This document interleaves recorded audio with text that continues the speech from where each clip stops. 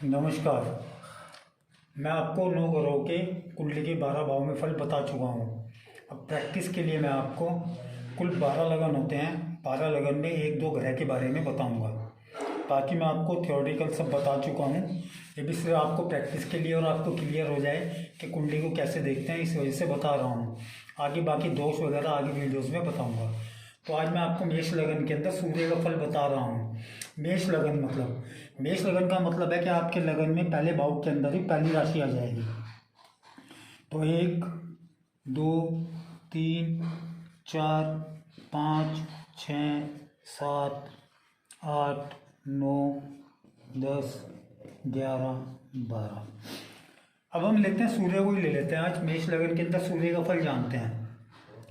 सूर्य प्रथम भाव के अंदर सूर्य का फल जानते हैं मेष लगन के हिसाब से। अगर मान लीजिए किसी का मेष लगन है और सूर्य उसके प्रथम भाव के अंदर है, कोई भी ग्रह किसी भी लगन के अंदर 3 जगह का फल देगा। एक तो जहाँ बैठा होगा वहाँ पर, एक जहाँ देखेगा वहाँ पर, और एक जहाँ का स्वामी होगा वहाँ का। तो हमारा सूर्य लगन में बैठा है तो यानी ये लगन का फल देगा। इसकी 7वीं दृष्टि होती है, तो 7वीं दृष्टि इसकी 1, 2, 3, 4, 5, 6, 7 यहाँ पर होगी तो 7वें घर का फल देगा। और सूर्य स्वामी कहाँ का है? सूर्य की राशि होती है सिंह। सिंह राशि मेष लगन के अंदर आती है पंचम स्थान के अंदर, तो 5वें घर का फल देगा। तो यानी सूर्य हमारा मेष लगन के अंदर 3 जगह का फल देगा। जहाँ पर बैठा है वहाँ पर, जहाँ उसकी दृष्टि है वहाँ पर, और जहाँ का स्वामी है वहाँ पर। ठीक है। तो सूर्य जब मेष लगन के अंदर होगा, सूर्य हमारा मेष राशि के ऊपर, मैं आपको थ्योरेटिकल बता चुका हूँ, जिसके याद है ठीक है, जिसके याद नहीं है याद कर लीजिए ग्रहों की उच्च और नीच राशियाँ। सूर्य मेष राशि पर उच्च का हो जाता है, और सूर्य स्वामी इस लगन के अंदर कहाँ पर है? शिक्षा का, संतान का। तो यहाँ पर बैठते ही सूर्य हमारा उच्च का हो गया, तो व्यक्ति का जो कद है वो सामान्य लंबा रहेगा, माथा चौड़ा रहेगा, मुंह चौड़ा रहेगा। और जब सूर्य पंचम भाव का स्वामी होकर उच्च का बैठ गया केंद्र के अंदर, ये हमारे केंद्र होते हैं 4, 1, 4, 7, 10, 5 और 9 त्रिकोण होते हैं, ये हमारे शुभ घर होते हैं। तो जब हमारे त्रिकोण का स्वामी, 5वें घर का स्वामी लगन के अंदर उसके होके बैठ गया, तो शुभ ही शुभ फल देगा। व्यक्ति की शिक्षा बहुत उत्तम होगी, व्यक्ति को सरकारी नौकरी प्राप्त होगी, व्यक्ति का वर्चस्व बना रहेगा, व्यक्ति को उच्च पद प्राप्त होगा। अब बात करते हैं सूर्य की दूसरे घर में। मेष लगन के अंदर मान लीजिए सूर्य दूसरे घर में है। अब दूसरे घर के अंदर राशि देखिए क्या पड़ रही है? वृष। वृष का स्वामी क्या होता है? शुक्र, और शुक्र होता है सूर्य का शत्रु। तो इसका मतलब सूर्य हमारा शत्रु की राशि के अंदर बैठ गया। कहाँ का स्वामी है? पंचम स्थान का। शिक्षा उत्तम देगा, लेकिन कहीं ना कहीं शत्रु राशि का बैठा है तो उसको धन के अंदर कहीं ना कहीं उतार चढ़ाव आएगा। कुटुंब के अंदर जो उसके संबंध है वो अच्छे नहीं रहेंगे। यहाँ से 7वीं दृष्टि सूर्य की 1, 2, 3, 4, 5, 6, 7 अष्टम भाव पर होगी। व्यक्ति को लंबी आयु प्राप्त होगी, क्योंकि वृश्चिक राशि का स्वामी होता है मंगल, और मंगल सूर्य का मित्र होता है। तो अपनी मित्र की राशि पर सूर्य की दृष्टि है, तो सूर्य यहाँ पर कहाँ का फल दे रहा है? द्वितीय भाव का, जहाँ पर दृष्टि पड़ रही है वहाँ का, और जहाँ का स्वामी है वहाँ का। बात करते हैं सूर्य की तृतीय घर के अंदर।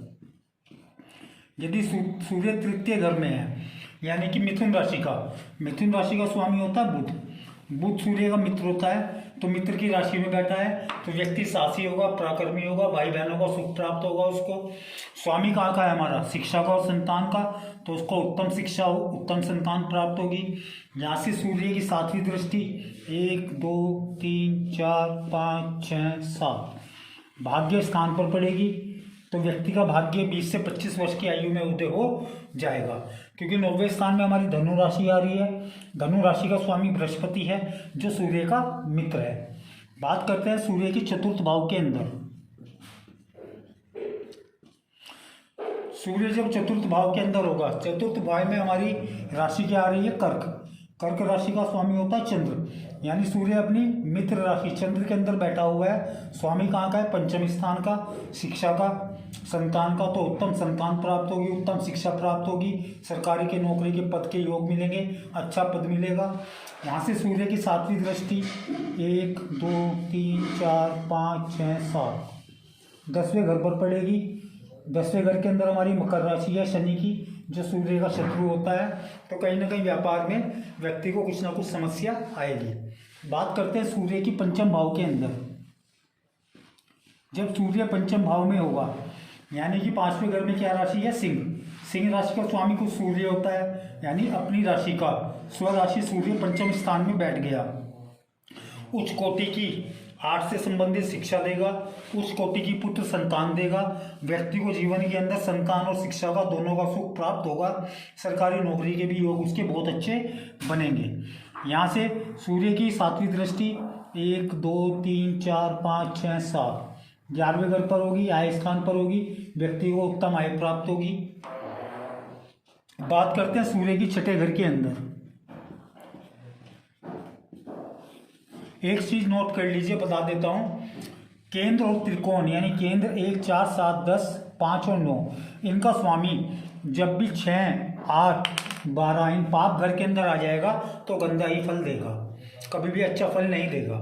6 8 और 12 ही पाप घर होते हैं। इनके स्वामी जब यहाँ पर कहीं आ जाएंगे तो उस भाव का नुकसान करेंगे।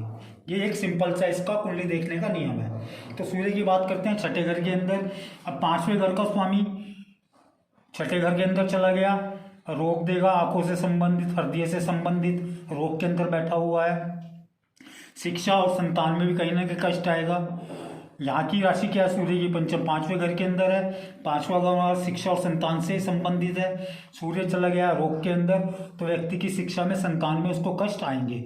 यहाँ से सूर्य की 7वीं दृष्टि 1 2 3 4 5 6 7 व्यय स्थान 12वें स्थान पर होगी, तो व्यक्ति अनावश्यक सरकारी कामों के अंदर खर्चे करेगा।